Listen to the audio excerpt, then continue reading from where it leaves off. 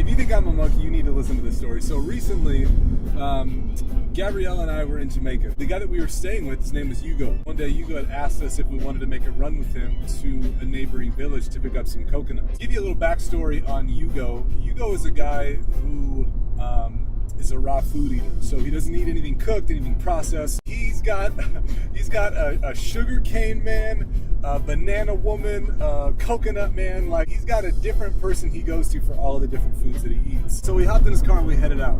And if you've never been on the island before, like, most people think that island life is like really mellow, really laid back. It's a lie.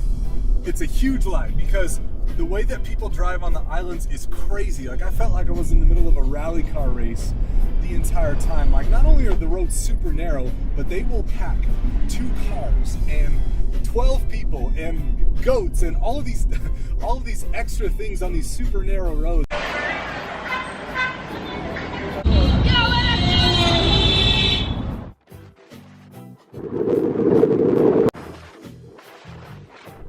Finally get to this village, and there's like this small group of people talking outside of a bar, and one of the men was yelling at the others, and as we pull up, he turned around and saw us, immediately started taking off in the opposite direction, and without saying a word in the car, Hugo flips the van around, and we start following this man up the road. Like, he must have thought we were the police or something, the way that he took off. He finally comes up to this like sheer cliffside, and there was a bunch of overgrowth right along the edge of the road, and he disappears. All of a sudden, he comes back onto the road, and he's dragging these big bunches of coconuts. And I'm thinking, like, there are so many coconuts here, I don't know how we're gonna get them into the back of the van.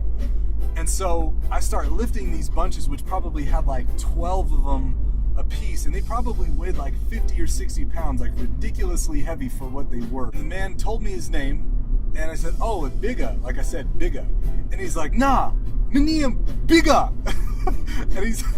and he like firmly corrected me, and I was just kind of taken back for a second the way that he spoke. What was cool about BIGGA was that this man is the only one in the area willing to climb those ridiculous heights to get coconuts, and some of those heights are up towards 100 feet.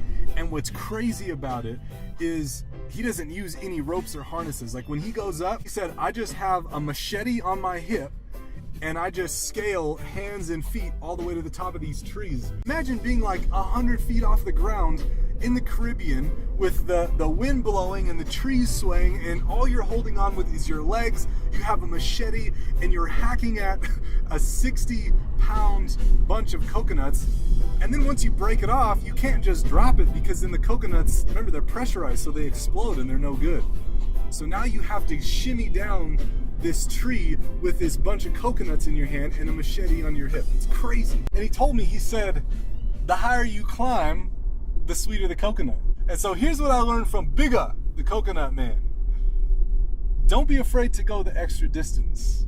The fruit is sweeter up there. I mean, you may be met by a new set of obstacles, but the reward for overcoming them is what separates good from great.